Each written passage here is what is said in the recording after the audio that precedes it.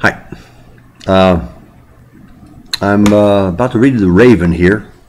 Sort of caught the bug when I did the audition for the Poe show that just finished, just closed last weekend at Cumberland Players.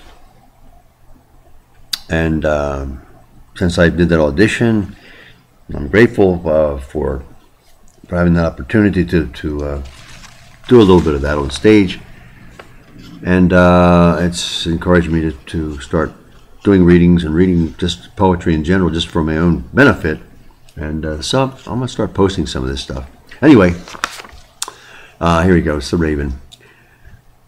Once upon a midnight dreary, while I pondered weak and weary over many a quaint and curious volume of forgotten lore, while I nodded, nearly napping, suddenly there came a tapping, as of someone gently rapping at my chamber door. "'Tis some visitor," I muttered, tapping at my chamber door, "only this and nothing more." I distinctly remember it was in the bleak December, and each separate dying ember wrought its ghost upon the floor. Eagerly I wished the morrow. Vainly I had sought to borrow from my books a surcease of sorrow, sorrow for the lost Lenore, for the rare and radiant maiden whom the angels name Lenore, nameless here forevermore. And the silken, sad, uncertain rustling of each purple curtain thrilled me, filled me with fantastic terrors never felt before, so that now, to still the beating of my heart, I stood repeating, "'Tis some visitor entreating entrance at my chamber door." Some late visitor entreating entrance at my chamber door, only this and nothing more. This is it, nothing more. Presently my soul grew stronger, hesitating then no longer. "Sir," said I, "or madam, truly your forgiveness I implore, but the fact is, I was napping, and so gently you came rapping, and so faintly you came tapping at my chamber door that I scarce was sure I heard you. Here I flung wide the door. Darkness there, and nothing more."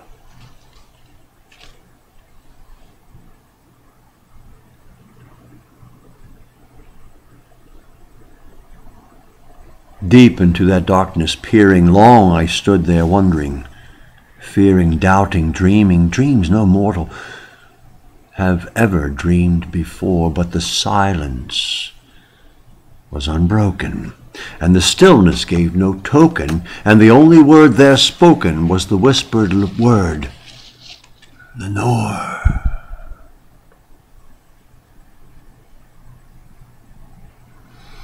This I whispered, and an echo murmured back the word, "Lenore." Merely this, and nothing more. Back into the chamber turning, all my soul within me burning, soon again I heard a tapping, somewhat louder than before. "Surely," I said, "surely that is something at my window lattice. Let me see then what thereat is, and this mystery explore. Let my heart be still a moment.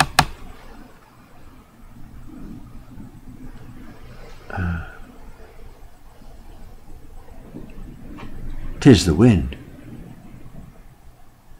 and nothing more." Here I flung open the shutter. I flung the shutter, when, with many a flirt and flutter, in there stepped a stately raven of the saintly days of yore. Not the least obeisance made he, not a minute stopped or stayed he, but with mien of lord or lady perched above my chamber door, perched upon a bust of Pallas above my chamber door, perched and sat, and nothing more.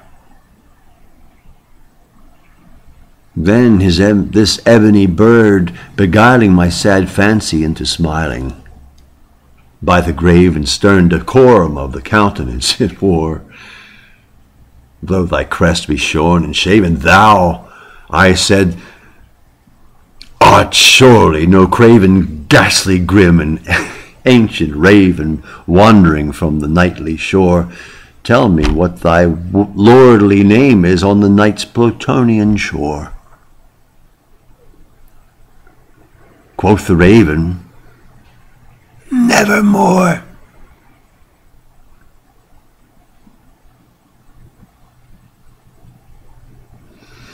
Much I marveled this ungainly fowl to hear discourse so plainly, though its answer little meaning, little relevancy bore, for we cannot help agreeing that no living human being ever has blessed with seeing bird above his chamber door, bird of beast upon the sculptured bust,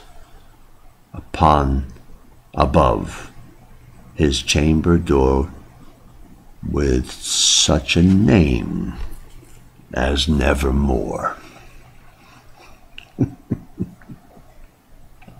But the raven, sitting lonely on the placid bust, spoke only that one word, as if his soul in that one word he did outpour. Nothing further he uttered, then he uttered, not a feather then he fluttered, till I scarcely more than muttered, other friends have flown before. On the morrow he will leave me, as my hopes have flown before. Then the bird said, nevermore.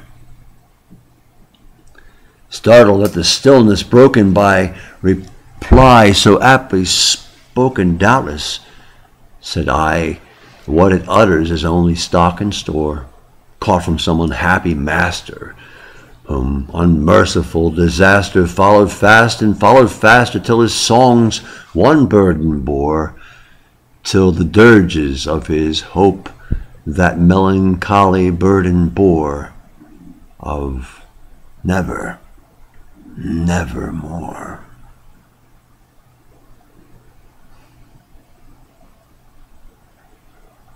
But the raven, still beguiling all my fancy into smiling, straight I wheeled a cushioned seat in front of bird and bust and door. Then upon velvet sinking, I betook myself to linking fancy unto fancy, thinking, what is this ominous bird of yore, what this grim, ungainly, ghastly, gaunt, and ominous bird of yore meant in croaking nevermore.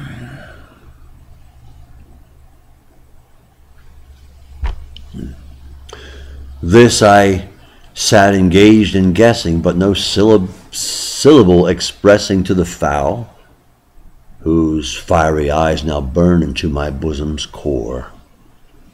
This and more I sat divining, with my head at ease reclining on the cushion's velvet lining that the lamplight gloated o'er, but whose velvet violet lining with the lamplight gloating o'er she shall press, nevermore.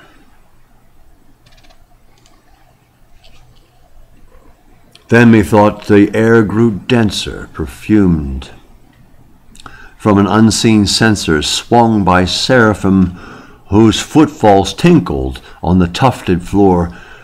Wretch, I cried, thy God hath lent thee, by these angels he hath sent thee respite and nepenthe from thy memories of Lenore. Quoth the raven, nevermore.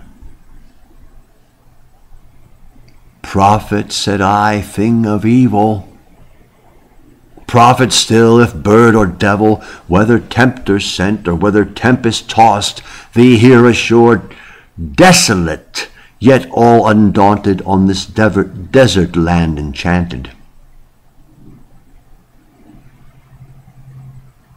On this home by horror haunted, tell me truly, I implore, is there balm in Gilead? Tell me, I implore. Quoth the raven, nevermore.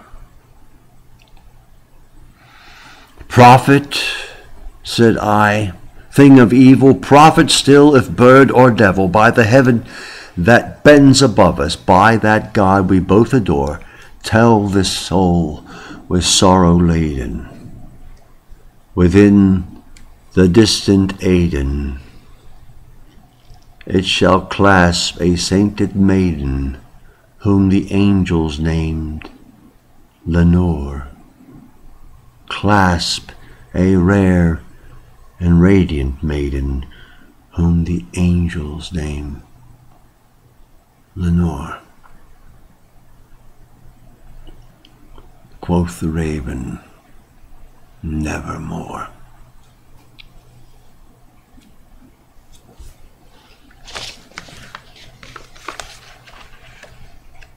Be that word our sign in parting, bird or fiend, I shrieked, upstarting, get thee back into the tempest and the night's Plutonian shore. Leave no black plume as a token of that lie thy soul has spoken. Leave not, leave my loneliness unbroken. Quit the bust above my door. Take thy beak from out my heart, and take thy form from off my door. Quoth the raven, nevermore.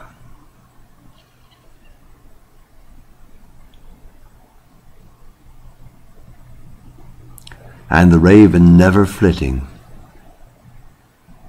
still is sitting on the pallid bust of Pallas just above my chamber door. And his eyes have all the seeming of a demon's that is dreaming, and the lamplight o'er him streaming throws his shadow on the floor. And my soul, from out that shadow that lies floating on the floor, shall be lifted nevermore.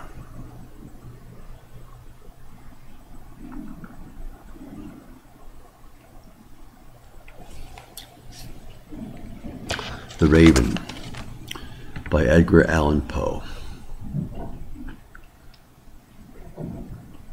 Read by Don Shaw.